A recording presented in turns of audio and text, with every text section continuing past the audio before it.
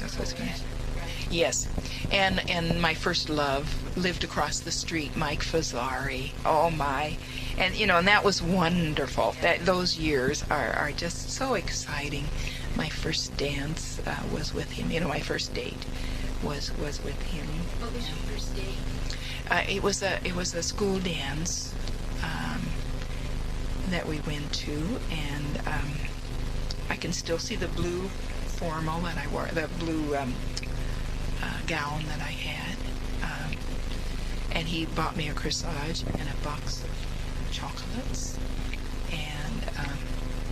and Hubert and Mike were good friends. My brother Hugh, who was just 2 years older, and I remember after we just had such a good time, and we got along so well. It's just. And, afterwards, the next day, Hugh said to me, I was so grateful for everything, the chocolates and everything. Hugh told me the next day, he said, you don't have to thank him for every little thing. I think we went out to dinner too, I kind of forget, but anyway, the chocolates and the corsage and all this, I thought it was a lot. Did he drive? Was he old enough to drive? Yes, he did drive.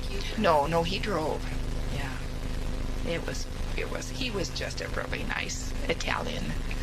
A handsome black wavy hair, handsome, but a really nice person. Anyway, we were good friends. So did you go out often? Did you go out for a period of time? Yes, to movies and things. We didn't go out a lot, but often we'd go to the movies together. Oftentimes, Hugh and some girl would go with us, or somebody, or we'd double date.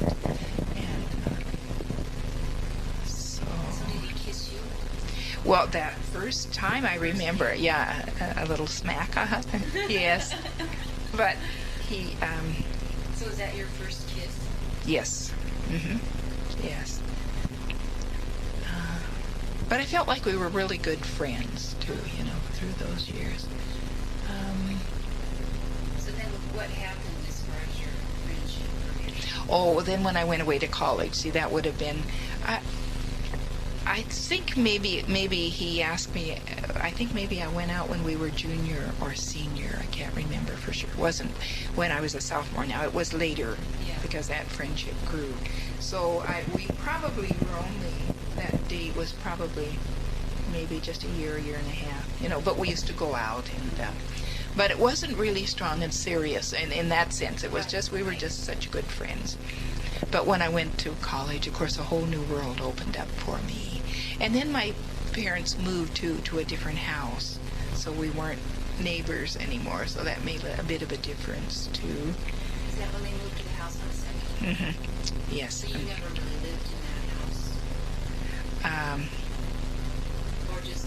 Wait a minute, yes, I did. So we must have moved. That's right. We must have moved when I was a senior.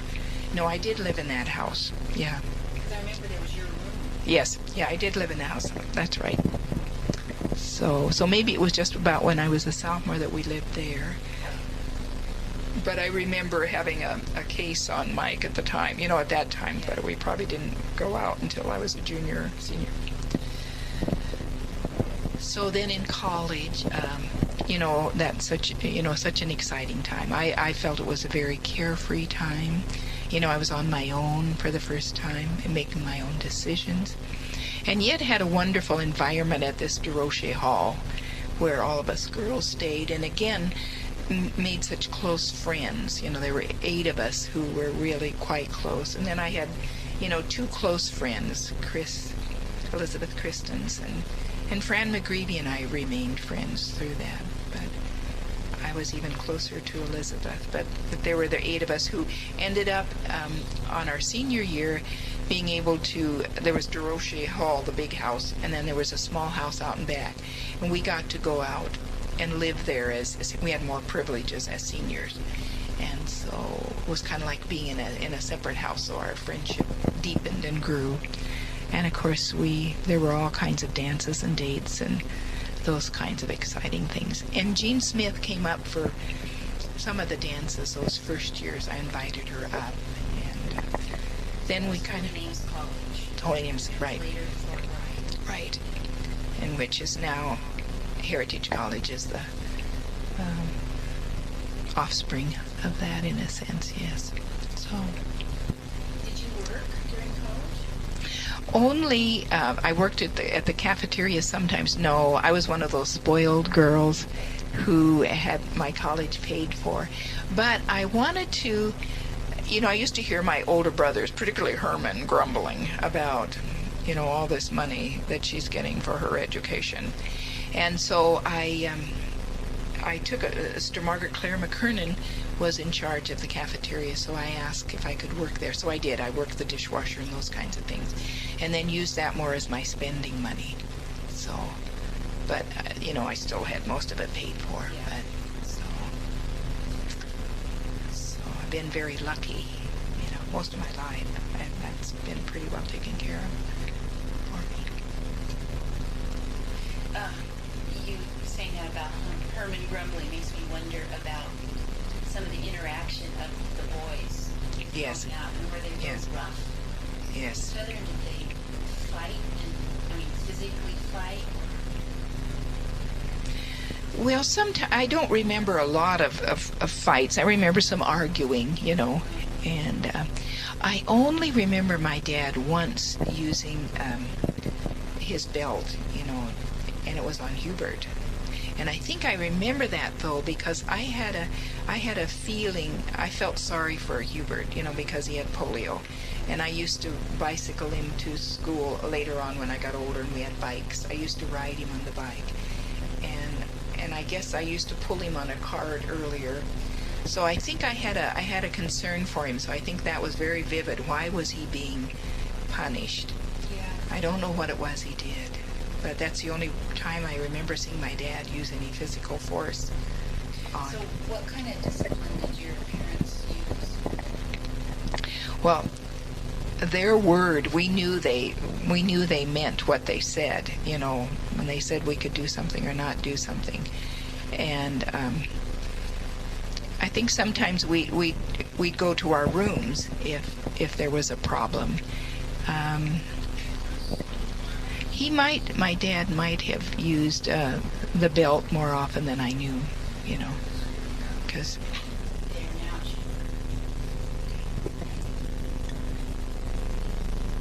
okay, my remembrances of Christmas. Yes, I remember particularly, I believe I mentioned that earlier about receiving. My favorite gift was a table and chairs. I don't remember receiving too many other presents at Christmas time. I always received one, but there's no present that is outstanding. And we had a Christmas tree, of course, at Christmas time. And I remember some of the ornaments really being very special. We could hardly wait to get the ornaments out and get them up on the tree. And some that I remember particularly were birds that you squeeze them and you could pinch them onto the end of a branch. And they were about the size of my hand, not quite as big as that, but in size. And then several other, which were the customary ornaments that we had acquired through the years, and lovely lights.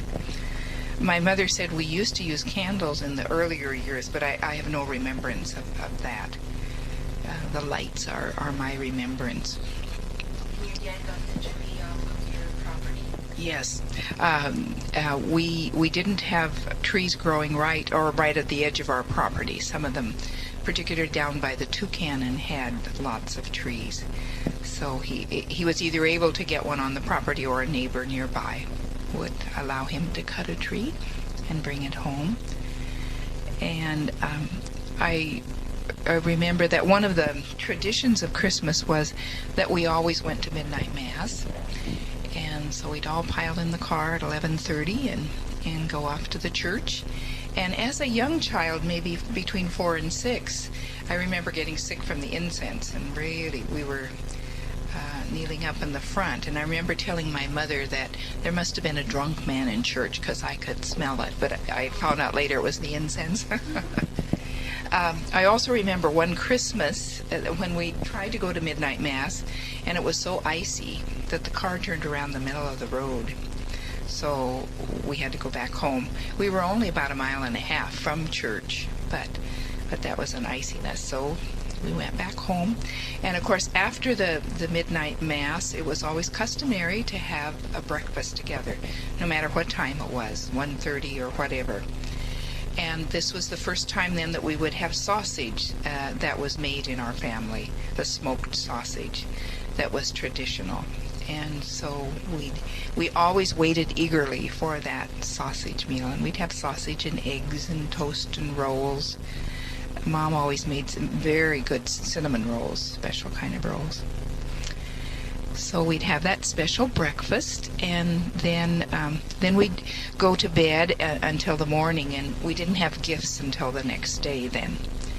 And coming down around the tree for gifts, it was always the younger children who opened their presents first.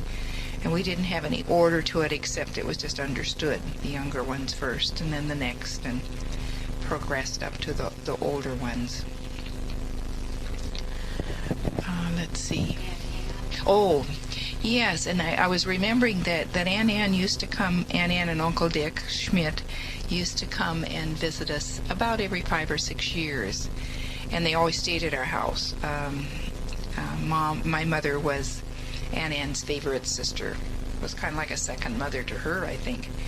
So they would visit us, and she'd always leave money for me. She had a special affinity for me. I think she felt sorry for me with all those boys. And I like that. So, right, that's right. She didn't have any children, so she really enjoyed us, and then could leave us. No. And then I remember at Christmas time we always received something from her, and I think I always felt like a lot of it was directed toward me. Whether I think we all got gifts, maybe the younger children, but because I was amongst the younger half of the family. So, as far as birthdays are concerned, what I remember most is that we always had a special dinner, and chicken and angel food cake were some of my favorites. And so we'd always have an angel food cake and a special meal around the table. And it was always very festive. We had this oblong table where all of us could sit, where all 12 of us could sit around the table. And that seemed like a party in itself with a special meal. I don't remember having any friends over for birthdays when I was in elementary or when we lived in Pomeroy.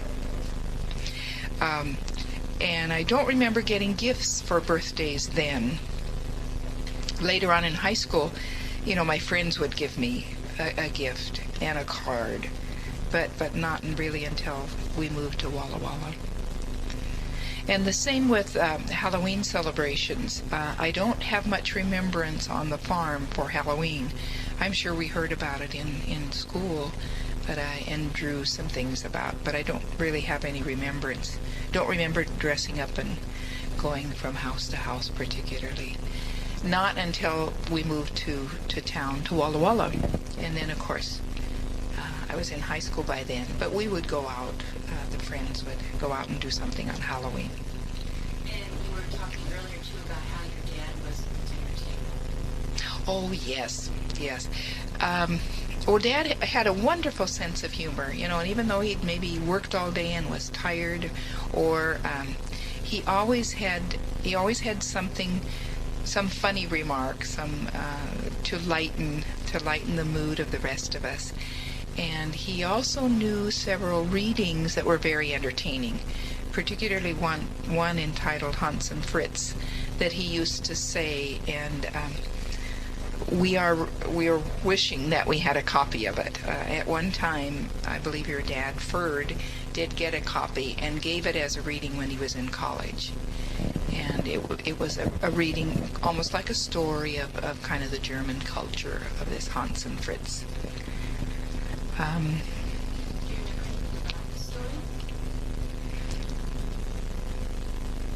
No, it was about two brothers, and it was told in such an entertaining way, but no, I don't.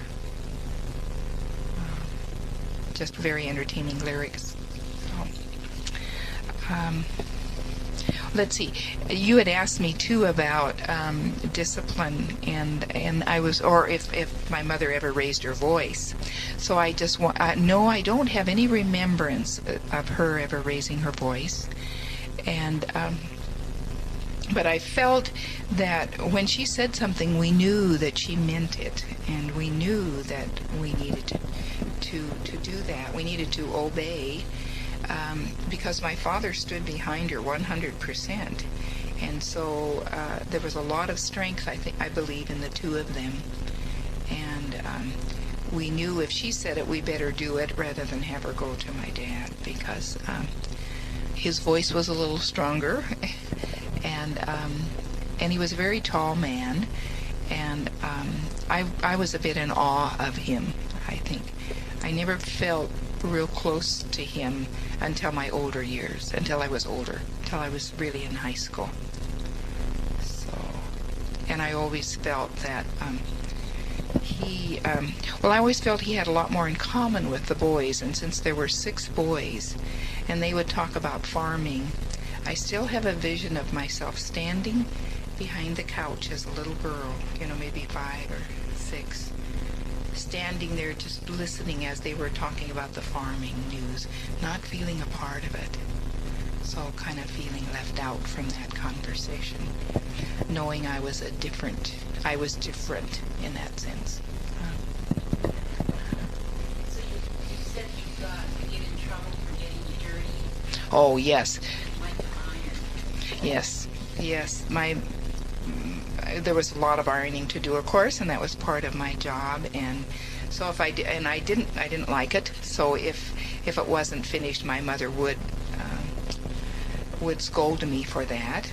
Not in a harsh way, but she would really scold me and tell me I needed to do it, and I knew I needed to do it. So pretty much, I think that was. And forget, yes, if she liked to see me clean, and she used to say that I liked to change dresses twice in the day. I'm not sure that I was the one. But I've heard her say that. But anyway, because I used to feel she didn't like me to get dirty. She didn't want to iron the extra dresses. Exactly.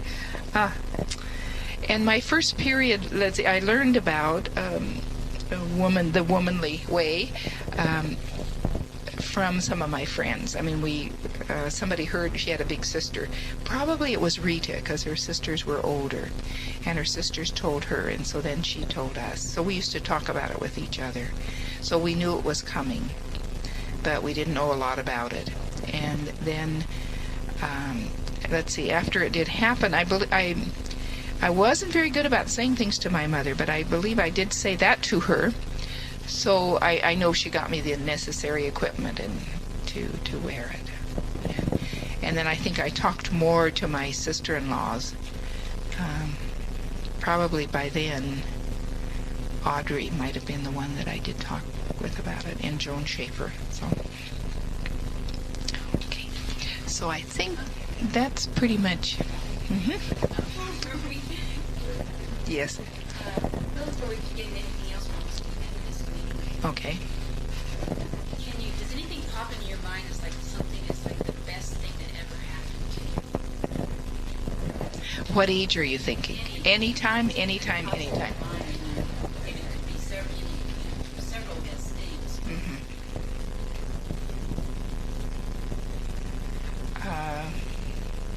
Well, there are several. When I think of that, the best thing, I loved being a principal of the school. That was the best thing. I loved being a teacher too. And of course, when we were first principals, we both taught and were a principal. But there was something, it seemed to develop something in me. So that was a good sense. I loved being a part of when I was able to study at Webster College. I loved studying science. And for the first time, I left the community group and went off to a college, by myself in a sense. We were still in the habit, but that was such a wonderful experience. Webster College is in St. Louis, Missouri. Yes, I went 4 summers, and it was kind of like I got myself back again. That I was capable of being on my own. because I was 26 when I entered, so I was older than most of the girls. Most of them were 18. And so I was in the novitiate, the starting time, being a sister with those younger people. So I felt like I had to kind of regress back to this earlier stage. So going to Webster College was a lot of freedom and independence. I did. I got an MAT in teaching science. So that was a real special time for me. And it gave me a lot of confidence too, I feel afterwards. And then I belonged to the National Science Foundation, the Science Teachers Foundation in Spokane, which I just loved, because then I find I work really well with men. There's an energy that I receive. I grew up with them, and I suppose that's part of that too. And there were such wonderful men in that group. There were women too, I don't mean just strictly, but I think there's some energy that I received that made me kind of feel whole and complete again. Good experience.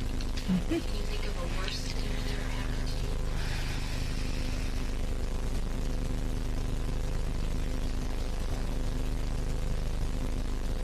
to you? Let's see. Yes, I can. When I was at Harborview Hospital, or King County in Seattle, doing my internship for a med tech, I was really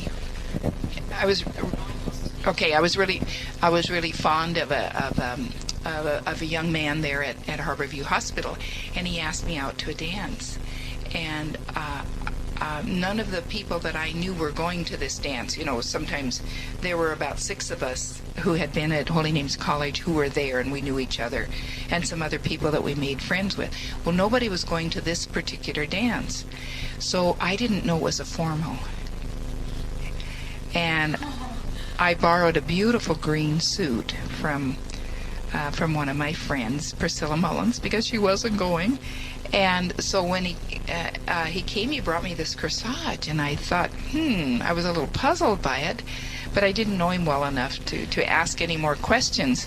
Well, we got out to the dance, and everybody was going in formals. And I said to him, I can't go in like this. I didn't know it was a formal. He assumed I knew. I didn't know it was a formal. He said, oh, you can't just not come now. And so we saw one other person with street clothes on. So I said, okay, but I felt this high, and the evening was really hard to be there. So that was a hard. I mean, in those years too, it was hard to deal with that. Any other horrible, bad, awful, terrible things like Alexander? No, Alexander. It's a good children's book. Alexander, horrible, bad, terrible. Oh, I see. Oh. Well, one other terrible incident was when I was a principal at St. Francis of Assisi in Spokane, and we were working on changing the curriculum, doing a different structure for the middle school, trying to have more team teaching and kind of moving it out of strictly classrooms. And there hadn't been much done in those days regarding that kind of departmental kinds of things.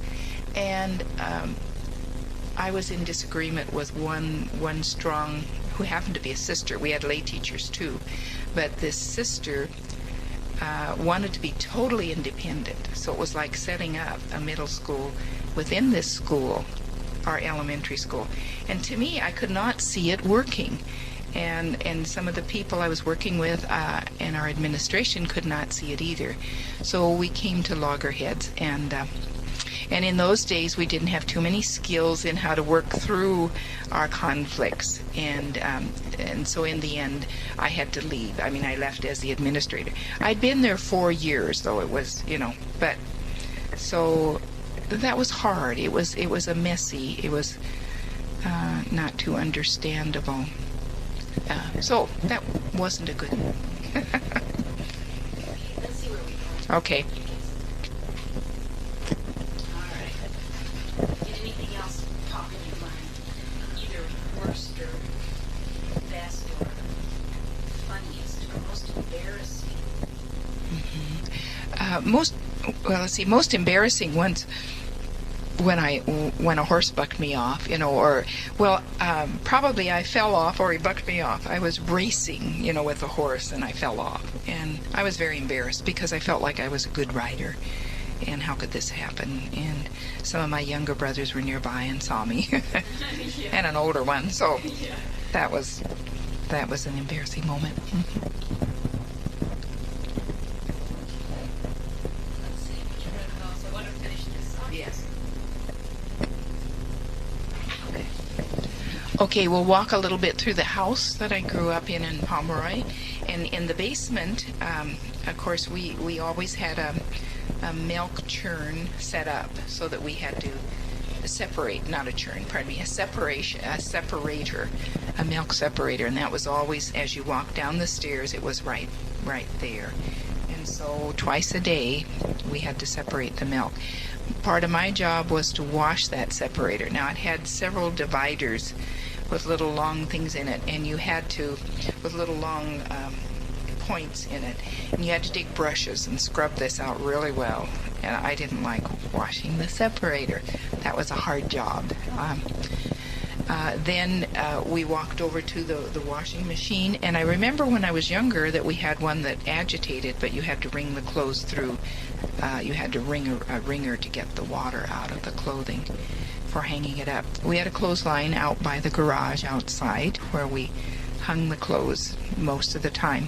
We had some clotheslines indoors too when it was raining, and in winter we hung them in the basement itself to dry. There was, as you circled around, there were 2 bedrooms in the basement at the end for my older brothers. There was however, that was in later years, those bedrooms, that's right. Then as you came around in the basement, there was this great big furnace, and I believe we used coal to begin with. I have a remembrance of that. So then as you went upstairs, there was this circular in the between the dining living room, there was a large circular unit where the heat came up and heated the whole house. And that was wonderful. We used to always, if you're cold, you would love to go over and stand by that. Of course, little fights would start because who was getting closest to the heat and getting the most heat and all that, somewhat. Then there was an upstairs room, and there was a little vent that you could open and let some of the heat up. But mostly we kept the heat down where we all were. My mother and dad's bedroom, of course, was to the right, and then later years a sleeping porch was built as we became more numerous. And there was a house out in back for the